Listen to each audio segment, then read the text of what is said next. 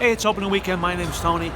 Really quick, we're going to try for right out of the theater feedback for the new independent rom-com, Shortcomings. Get right out of the theater feedback. Or did I say that already?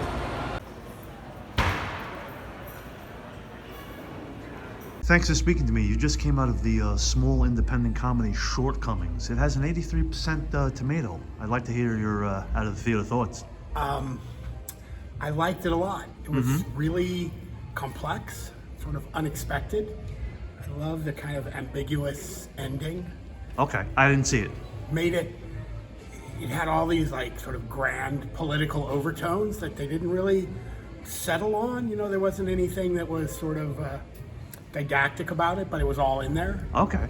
And then they brought it all back to like the central character. When you say grand political overtones, do you mean like, what do you mean, like choosing a side or?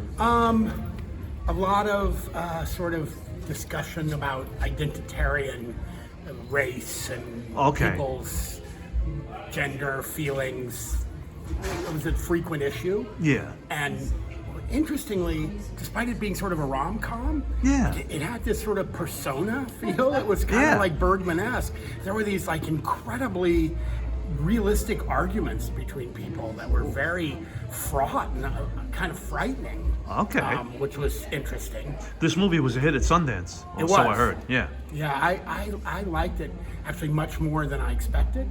I really. Me too. I'm an action guy. I hate to say it, but seeing the trailer and talking to you now makes me want to see it. Yeah. If we had to sum it up, because I don't want to keep you here all day, it's about a man who lives with a woman. And he has a girlfriend. Well, right. He has a girl who's a friend, not a girlfriend. Right. And he just can't make up his mind as far as like, you know. I think it's like he wants to taste all the flavors of the rainbow.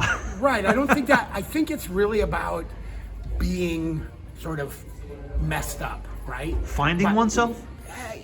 About maybe escaping oneself. He's kind of a kvetch. He's like not. Good word. He's kind of crappy to the people around him. He has sort of women. Yeah, and or himself everybody. And everybody. He's just kind of like, you know, and it's completely sort of like spoken, like you're an asshole. And he's like, I know I am. I should get over it. Right. And at the end, he's like, yeah, you know, he really comes to realize he kind of has to get over it, and he has to stop being that way, and to sort of not have him be a victim or not have him be.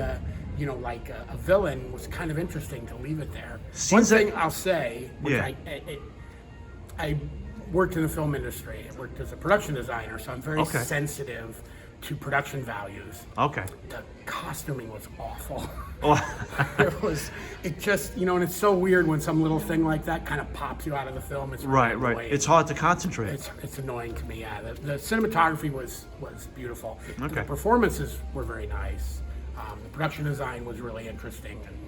But and it takes place here in New York? We won't say where we are. It takes place in New York and Berkeley. California, yeah, okay. Which was, I used to live in Berkeley before I moved to New York. Right. And it was very nostalgic. Gotcha. And two very different cities, two both very intense cities. Right. So I kind of appreciated that part of it too. Okay, so you enjoyed the film? I did a lot. Okay, well it's small. It's only like 400 theaters. I know it breaks my heart. Business. You know the business, right? I come back here to Theater 6 here all the time. There's like 22 seats in there, or something, and there's 2 other people in the theater. I often have it all to myself. Right. Down there is where Barbie is playing. 4 screens with Barbie. Right. You know, and Oppenheimer. Yeah. I mean, I've seen both of those, obviously. Of course. I see. Yeah, everything. Kind of a film buffy. I see everything. Yeah, that's me. Yeah. All right, cool. Thanks a lot. Thank you. Have a good rest of the weekend. Okay, you too. Right out of the theater feedback for the new film Shortcomings. Shh, don't tell anybody I was filming inside AMC. They might have to call the FBI. That guy was great. I want to thank him, and I want to thank you for watching. I hope you enjoyed it.